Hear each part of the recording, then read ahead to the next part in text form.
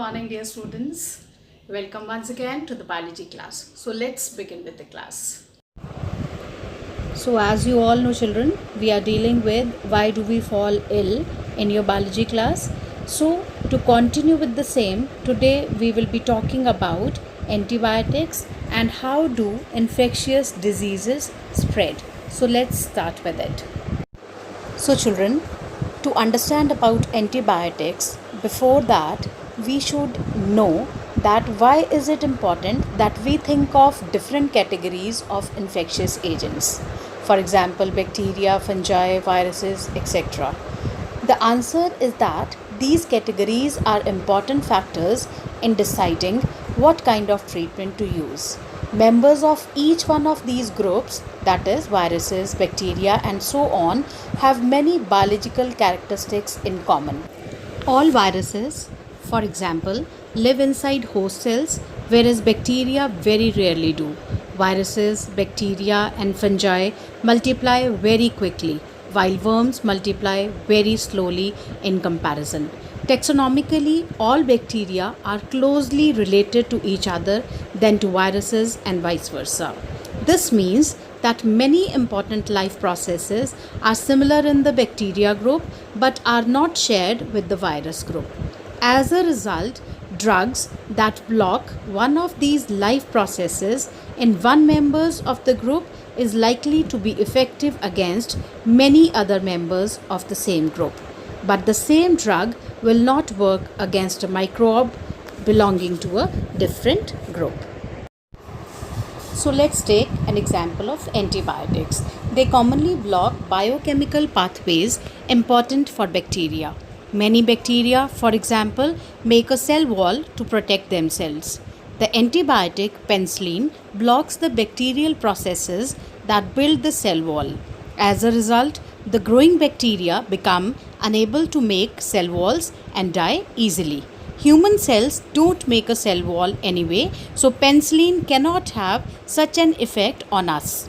Penicillin will have this effect on any bacteria that use such processes for making cell walls.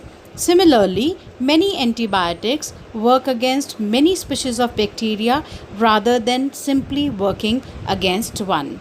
But viruses do not use these pathways at all, and that is the reason why antibiotics do not work against viral infections.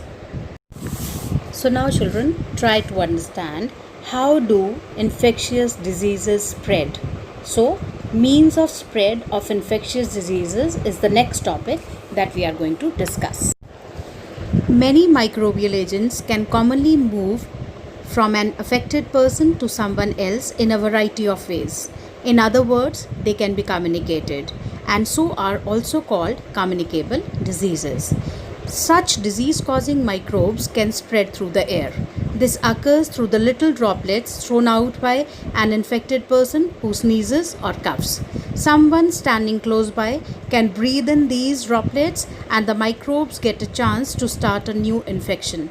Examples of such diseases spread through the air are the common cold, pneumonia, and tuberculosis.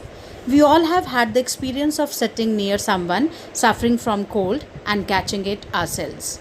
Obviously, the more crowded our living conditions are, the more likely it is that such airborne diseases will spread. Diseases can also be spread through water. This occurs if the excreta from someone suffering from an infectious gut disease such as cholera get mixed up with the drinking water used by people living nearby. The cholera causing microbes will enter new hosts through the water they drink and cause disease in them. Such diseases are much more likely to spread in the absence of safe supplies of drinking water. The sexual act is one of the closest physical contact two people can have with each other. Not surprisingly, there are microbial diseases such as syphilis or AIDS that are transmitted by sexual contact from one partner to the other. However, such sexually transmitted diseases are not spread by casual physical contact.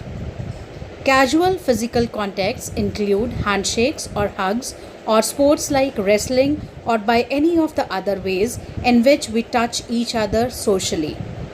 Other than the sexual contact, the AIDS virus can also spread through blood to blood contact with infected people or from an infected mother to her baby during pregnancy or through breastfeeding.